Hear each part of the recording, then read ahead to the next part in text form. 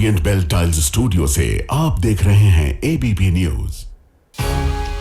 नमस्कार, मैं हूं प्रतिमा मिश्रा। दिन की हर बड़ी खबर के साथ आइए शुरू करते हैं भारत की बात। शुरुआत उन खबरों से जिन पर विस्तार से करेंगे चर्चा। औरंगजेब को लेकर समाजवादी पार्टी के नेता अबू आजमी का बयान आपने सुना होगा। बयान को लेकर मराठा वर्सेस मुगल वाला कैसा सियासी रण छिड़ा है वो हम आपको दिखाएंगे। औरंगजेब पर आखिर कब तक राजनीति होती रहेगी? औरंगजेब को क्रूर कहकर बार बार कलह क्यों होती है? इतिहास के तथ्यों से इसका विश्लेषण करेंगे।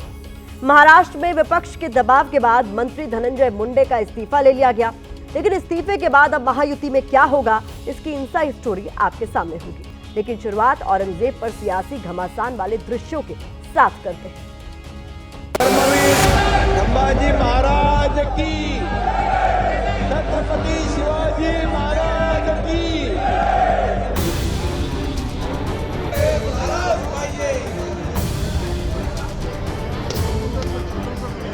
अबू आझमीचा धिक्कार करतो। अबू आझमी देशद्रोही आहे। देशद्रोहाला या सभागृहामध्ये बसण्याचा अधिकार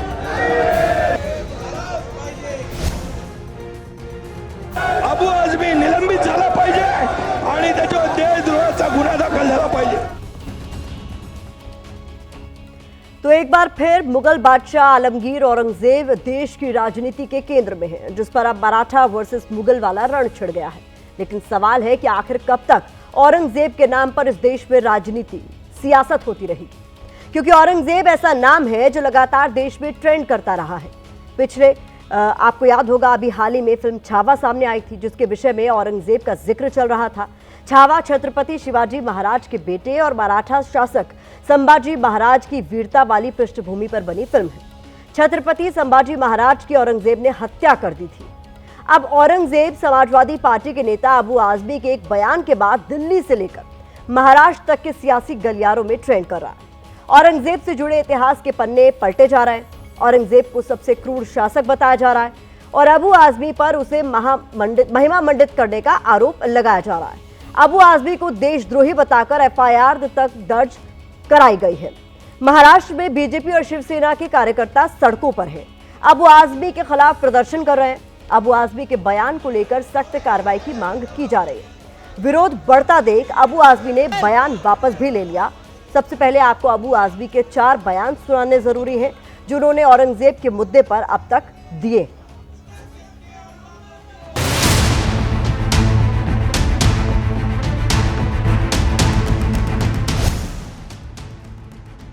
बिल्कुल नहीं, मैं बिल्कुल क्रूर शासन नहीं मानता।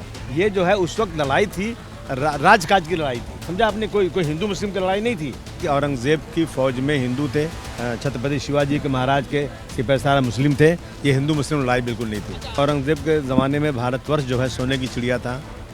हमारी सरहद जो है अफगानिस्तान बर्मा तक बढ़ी हुई थी, समझा आपने। और इसी को देख कर अंग्रेज़ यहाँ आया था। एक इंसाफ पसंद बादशाह था वो। इसको ज़बरदस्ती के हिंदू मुस्लिम करके नफरत वाला काम नहीं करना चाहिए।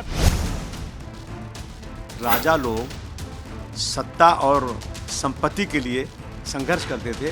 उनका वो धर्म के नाम पर उनका कोई काम नहीं था कि धर्म हिंदू करो मुस्लिम करो।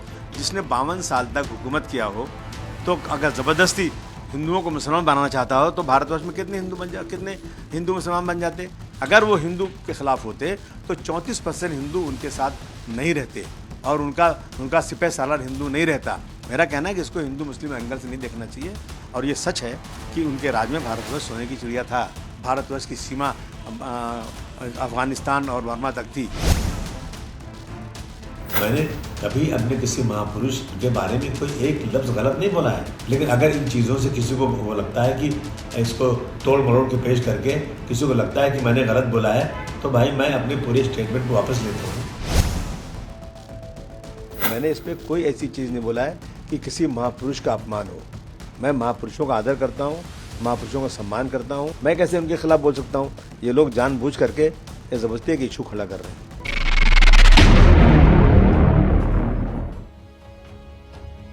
अब कई लोगों के मन में सवाल है कि अचानक अबू आजमी को औरंगजेब की याद क्यों और कैसे आई। दरअसल पत्रकारों ने अबू आजमी से असम की सीएम हिमंता बिस्वा शर्मा के एक बयान को लेकर सवाल किया था। बयान में हिमंता बिस्वा शर्मा ने कांग्रेस नेता राहुल गांधी और बंगाल की सीएम ममता बनर्जी की तुलना औरंगजेब से की थी। इसके जवाब में अबू आजमी ने पहली बार बयान दिया और फिर यह सिलसिला विवाद की शक्ल लेकर आगे बढ़ता चला गया। अबू आजमी ने औरंगजेब को लेकर जो बातें कही उन पर गौर करना भी जरूरी है। मैं औरंगजेब को क्रूर शासक नहीं मानता। उस वक्त की जो लड़ाई थी वो राजकाज की लड़ाई थी, कोई हिंदू मुस्लिम की लड़ाई नहीं थी। औरंगजेब के जमाने में भारतवर्ष सोने की चिड़िया था। हमारी सरहद अफगानिस्तान बर्मा तक बढ़ी हुई थी। औरंगजेब एक इंसाफ पसंद बादशाह था। औरंगजेब ने मंदिर तोड़े हैं तो मस्जिद भी तोड़ी है। अगर औरंगजेब हिंदुओं के खिलाफ होता तो 34% हिंदू उसके साथ नहीं रहते। औरंगजेब का सिपा सालार हिंदू नहीं रहता। औरंगजेब के बारे में बोलते हुए अबू आजमी शायद ये भूल गए कि महाराष्ट्र में औरंगजेब को मराठा शासन के खिलाफ सबसे बड़े विलन के तौर पर देखा जाता है। छत्रपति संभाजी महाराज के जमाने से औरंगजेब और मराठाओं के बीच टकराव चलता आया है। यही वजह है कि जैसे ही औरंगजेब का जिक्र आता है, मराठा ब्रांड की राजनीति करने वाले नेता एकदम एक्टिव हो जाते हैं, क्योंकि वो इसे मराठी अस्मिता से जोड़कर देखते हैं। इसीलिए एकनाथ शिंदे कह रहे हैं कि अबू आजमी को सदन में बैठने का कोई हक नहीं है। धर्मवीर संभाजी महाराजांच्या मारेकऱ्याचं म्हणजे औरंग्याचं गोडवे या ठिकाणी अबू आजमीने गायलं। खरं म्हणजे अबू आजमीचा निषेध करायला पाहिजे। अबू आजमीचा धिक्कार करतो। अबू आजमीनी यापूर्वी देखील छत्रपती शिवाजी महाराजांच्या बद्दल अतिशय चुकीचं वक्तव्य केलं होतं आणि म्हणून त्यावेळेस देखील हा वारंवार अबू आजमी छत्रपती शिवाजी महाराज आणि संभाजी महाराजांचा जाणीवपूर्वक अपमान करतो। हा खरं म्हणजे छत्रपती संभाजी महाराजांनी देशासाठी बलिदान केलं, आपला प्राणांचं बलिदान केलं, पण धर्म बदलला नाही। अशा संभाजी महाराजांचा शिवाजी महाराजांचा अपमान करणं म्हणजे हा अबू आजमी देशद्रोही आहे, देशद्रोही आहे। आणि म्हणून या देशद्रोहाला या सभागृहामध्ये बसण्याचा अधिकार। अबू आजमी के बयान पर छिड़ा घमासान महाराष्ट्र में मराठा वर्सेस मुगल वाले रण में तब्दील हो चुका है। बीजेपी और शिवसेना के नेता इसे छत्रपति शिवाजी महाराज और संभाजी महाराज की वीरता का अपमान बता रहे हैं। वहीं कांग्रेस नेता उदित राज और समाजवादी पार्टी के अयोध्या से सांसद अवधेश प्रसाद कह रहे हैं कि बयान की निंदा करने की कोई जरूरत नहीं। अबू आजमी जैसे जिहादी को अगर समझता नहीं रहेगा ना, तो फिर उसको जल्दी औरंगजेब के पास भेजना पड़ेगा। चाहते हैं कि जो भी हमारे जो हम जिसको देवता मानते हैं, छत्रपति शिवाजी महाराज, छत्रपति संभाजी महाराज, उनके बारे में कोई भी कुछ भी गलत कहे तो उनको शासन होना चाहिए, उनको माफ नहीं करना चाहिए। डिप्टी सीएम जो महाराष्ट्र के हैं उनको इतिहास की जानकारी नहीं, और अगर इतिहास की जानकारी होती तो शायद इस तरह का बयान न देते। जो इतिहास का आधा पाठ देश को पढ़ा रहे हैं वो आधा पाठ मत पढ़े, पूरा पाठ पढ़े। बिल्कुल निश्चित रूप से पूरा पढ़िए तो आपको समझ में आएगा इतिहास क्या है। निलंबन की कार्रवाई काफी नहीं है, इनको तो जेल में डालना चाहिए। किसकी तारीफ करते हो? औरंगजेब की। इतना क्रूर राजा, उसकी तारीफ करने वाले ये औरंगजेब की बिछड़ी हुई औलाद है। हिंदू राजा भी क्रूर हुए, मुस्लिम भी क्रूर हुए, तो क्या केवल औरंगजेब की ही बात क्यों? अबू आजमी ने कोई गलत नहीं कहा।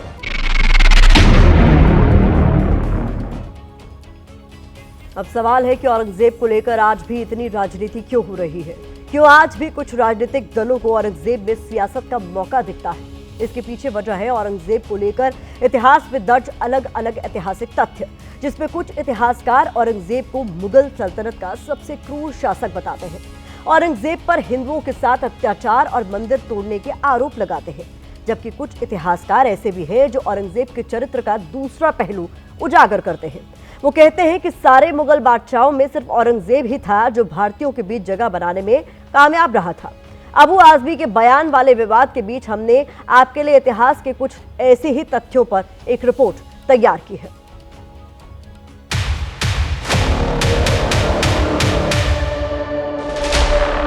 मुहिउद्दीन मोहम्मद औरंगजेब आलमगीर मुगल शासन का वो किरदार है जिसने 1658 से लेकर 1707 तक करीब 49 साल तक राज किया, लेकिन आज भी वो भारतीय राजनीति का सबसे फेवरेट सब्जेक्ट बना हुआ है। शायद पाकिस्तान से ज्यादा हिंदुस्तान की राजनीति में औरंगजेब की चर्चा होती है, खासकर जब भारत में मंदिर तोड़ने के इतिहास का जिक्र होता है तो औरंगजेब को सबसे बड़े खलनायक के तौर पर देखा जाता है। यहीं पर साकी मुस्तैद खान की किताब मासीर आलमगिरी का जिक्र आता है। मासीर आलमगिरी में लिखा है कि 8 अप्रैल 1669 को बादशाह औरंगजेब के पास एक जानकारी पहुंची, जिसमें कहा गया कि मुल्तान, ठट्टा और बनारस में कुछ ब्राह्मण, हिंदू और मुसलमान गलत जानकारी दे रहे हैं। ये सुनकर औरंगजेब ने ऐसे मंदिरों और विद्यालयों को ध्वस्त करने का आदेश दिया जहां ऐसा काम हो रहा है। इसके बाद वाराणसी के ज्ञानवापी परिसर में बने भगवान विश्वेश्वर के मंदिर को तोड़ दिया गया। ये औरंगजेब को लेकर सबसे मशहूर तथ्य है जो अक्सर ज्ञानवापी विवाद के बीच ट्रेंड करने लगता है। औरंगजेब को बिल्कुल बहुत ही क्रूर, धर्मांध, अत्याचारी शासक के रूप में इन लोगों ने याद रखा है। अब जरा औरंगजेब को लेकर इतिहास के दूसरे पहलू पर नजर डालें तो सर जदुनाथ सरकार की किताब औरंगजेब का जिक्र आता है। ये किताब a short history of Aurangzeb का हिंदी अनुवाद है। इस किताब के पेज नंबर 432 पर औरंगजेब साम्राज्य नाम का एक चैप्टर है।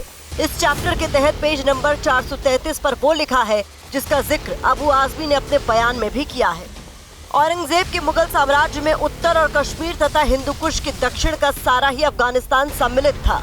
इसके अलावा एक अमेरिकी इतिहासकार ऑड्री ट्रुस्के की किताब Aurangzeb the man and the myth में लिखा गया है कि एक तर्क गलत है कि औरंगजेब ने मंदिरों को इसलिए ध्वस्त करवाया क्योंकि वो हिंदुओं से नफरत करता था। औरंगजेब की इस छवि के पीछे अंग्रेजों के जमाने के इतिहासकार जिम्मेदार हैं, जो अंग्रेजों की फूट डालो और राज करो की नीति के तहत हिंदू मुस्लिम वाली दुश्मनी को बढ़ावा देते थे। ज्यादा से ज्यादा कुछ दर्जन मंदिर ही उनके सीधे आदेश से तोड़े गए। उनके शासनकाल में ऐसा कुछ नहीं हुआ जिसे हिंदुओं का नरसंहार कहा जा सके। वास्तव में औरंगजेब ने अपनी सरकार में कई अहम पदों पर हिंदुओं को आसीन किया। इनमें से एक नाम राजा रघुनाथ राय का है। Aurangzeb the man and the myth में बताया गया है कि राजा रघुनाथ राय औरंगजेब के सबसे करीबी सलाहकार थे। औरंगजेब ने उन्हें अपना दीवानी यानी वित्त मंत्री नियुक्त किया था। उनके दादा राजा टोडरमल भी अकबर के दरबार में वही दर्जा रखते थे। साल 1664 में जब रघुनाथ राय की मौत हुई तो रुकाते आलमगिरी में औरंगजेब ने उन्हें सबसे महान प्रशासक बताया। ये कहना कि उसने सब मंदिर गिरा दिए वो बिल्कुल गलत है, क्योंकि उस जमाने के बहुत से मंदिर बने हुए मथुरा में ही और वृंदावन में। साफ है कि औरंगजेब को लेकर इतिहासकारों में दो तरह की बातें हैं। ऐसे में लगता है कि सबने अपनी अपनी सहूलियत के हिसाब से इस किरदार का इस्तेमाल किया है। यहाँ साफ कर दें कि हमारा मकसद औरंगजेब की पैरवी करना या सिर्फ उसका विरोध करना नहीं है, बल्कि औरंगजेब को लेकर मौजूद इतिहास के सारे तथ्यों को आपके सामने रखना है, जैसा कि हमने अपने विश्लेषण में किया भी। अब क्या सही है और क्या गलत, इसका फैसला हम आपके ऊपर छोड़ते हैं। आइए बढ़ते हैं आगे और अब रुख हमारी अगली खबर का, जो महाराष्ट्र से ही है, जहां ट्रिपल इंजन की महायुति सरकार को आज बहुत बड़ा झटका लगा। फडणवीस सरकार में एनसीपी अजीत गुट से मंत्री धनंजय मुंडे को इस्तीफा देना पड़ा। धनंजय मुंडे सरपंच संतोष देशमुख की हत्या के मामले को लेकर विपक्ष के निशाने पर थे, क्योंकि धनंजय मुंडे का करीबी वाल्मीकि कराड संतोष देशमुख मर्डर केस का मास्टरमाइंड निकला है। महाराष्ट्र में इस हत्याकांड को लेकर बीते कई दिनों से राजनीति गरमाई हुई थी। विपक्ष सरकार पर सवाल उठा रहा था, जिसको लेकर देवेंद्र फडणवीस भी दबाव में थे। आज मंत्री धनंजय मुंडे का इस्तीफा तो ले लिया गया, लेकिन महाराष्ट्र में इस हत्याकांड के बाद आया राजनीतिक तूफान अभी थमता नजर नहीं आ रहा है। हालांकि अब खबर इस्तीफा नहीं रहा, बल्कि इस्तीफे की आपदा में महायुति के एक पार्टनर को दिखा अवसर चर्चा के केंद्र में है। इस्तीफे से एनसीपी अजीत गुट बैकफुट पर है, लेकिन एकनाथ शिंदे के लिए व्यंग में कहा जा रहा है कि आज खुश तो बहुत होंगे एकनाथ शिंदे। शिंदे के लिए इस इस्तीफे में कैसे सियासी मौका है, इसकी पूरी पिक्चर आपको हम दिखाएंगे। सरपंच संतोष हत्याकांड में मंत्री के करीबी का नाम आने से महायुति सरकार बैकफुट पर थी, जिसके बाद पिछले कई दिनों से धनंजय मुंडे के इस्तीफे को लेकर महायुति में जोर आजमाइश चल रही थी। फिर आज इस्तीफे की स्क्रिप्ट कैसे लिखी गई, इसकी इनसाइड स्टोरी देखिए।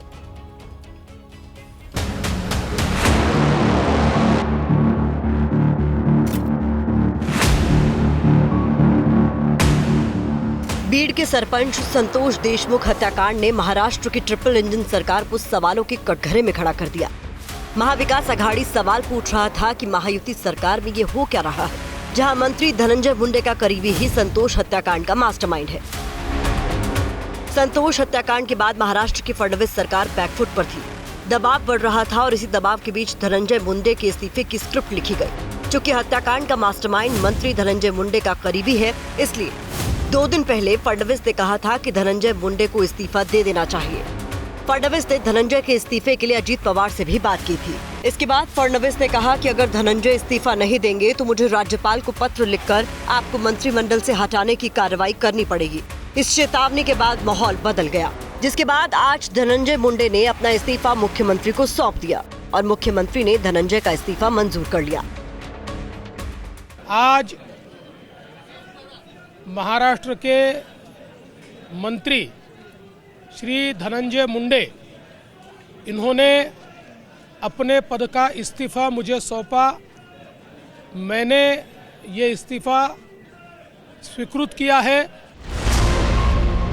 हालांकि इस इस्तीफे के पीछे बहुत कुछ ऐसा हुआ है जो बाहर नहीं आया है। सूत्रों के मुताबिक मंत्री धनंजय मुंडे अपने पद से इस्तीफा देने को राजी नहीं थे।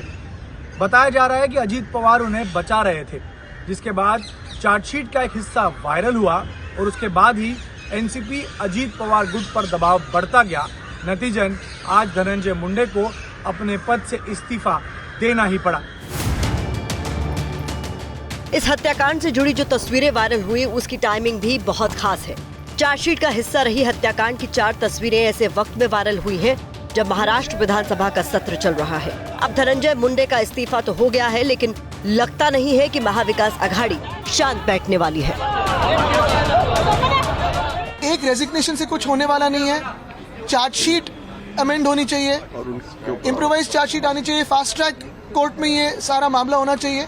और सबसे अहम बात यही है कि जो भी उस फोटो में है, जिन्होंने अत्याचार किए हैं, जिन्होंने ये मर्डर किए, उसे पब्लिकली हैंग किया जाए। धनंजय के इस्तीफे के बाद महाराष्ट्र की महायुति सरकार को कुछ राहत तो मिली है, लेकिन अंदर खाने अभी भी ऐसा बहुत कुछ चल रहा है जो महायुति में कभी भी तूफान ला सकता है। धनंजय मुंडे का इस्तीफा तो हो गया, लेकिन सवाल ये उठ रहे हैं कि मुख्यमंत्री देवेंद्र फडणवीस ने धनंजय मुंडे का इस्तीफा लेने में इतना वक्त क्यों लगाया? क्या विपक्ष के दबाव में आने के बाद धनंजय मुंडे का इस्तीफा लिया गया?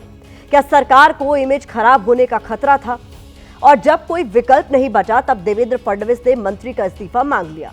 अब आपको बताते हैं कि एनसीपी अजीत गुट के मंत्री का इस्तीफा कैसे शिवसेना यानी एकनाथ शिंदे के लिए एक सियासी मौका है।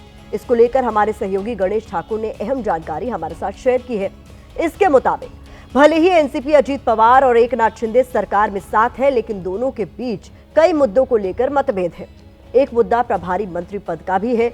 नासिक और रायगढ़, इन दोनों जगहों पर एनसीपी अजीत पवार गुट को प्रभारी मंत्री का पद दिया गया था, लेकिन एकनाथ शिंदे ने इस पर नाराजगी जताई थी। इसके बाद इन दोनों ही जिलों के प्रभारी मंत्री पद को स्थगित कर दिया गया था।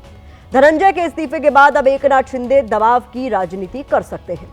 महायुति के तीनों पार्टनर के बीच नाराजगी की खबरें अक्सर आती रही हैं, लेकिन इस बार मुद्दा धनंजय मुंडे के इस्तीफे को लेकर गरमाया हुआ है, जिस पर जमकर सियासत हो रही है।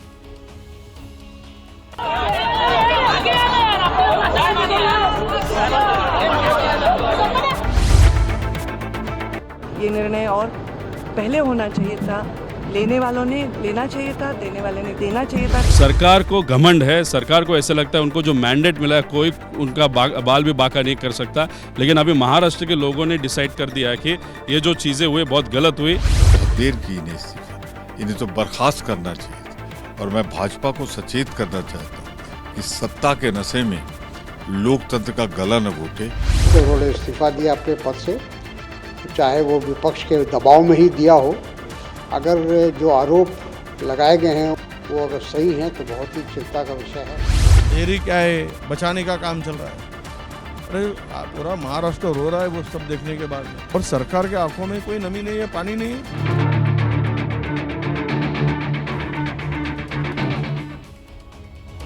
9 दिसंबर 2024 को बीड में सरपंच संतोष देशमुख का पहले अपहरण किया गया और फिर बेरहमी से उनकी हत्या कर दी गई। इस हत्याकांड के बाद से ही संतोष देशमुख का गांव और उनका परिवार न्याय की मांग कर रहा है। मामले की जांच एसआईटी कर रही है और एसआईटी की चार्जशीट में इस हत्याकांड की एक एक बात लिखी गई है। चार्जशीट का हिस्सा वो तस्वीरें भी हैं जिसमें हत्यारे संतोष देशमुख की हत्या कर सेल्फी ले रहे थे। ऐसी ही कुछ तस्वीरें वायरल हुई जिसके बाद धनंजय मुंडे से इस्तीफा लिया गया।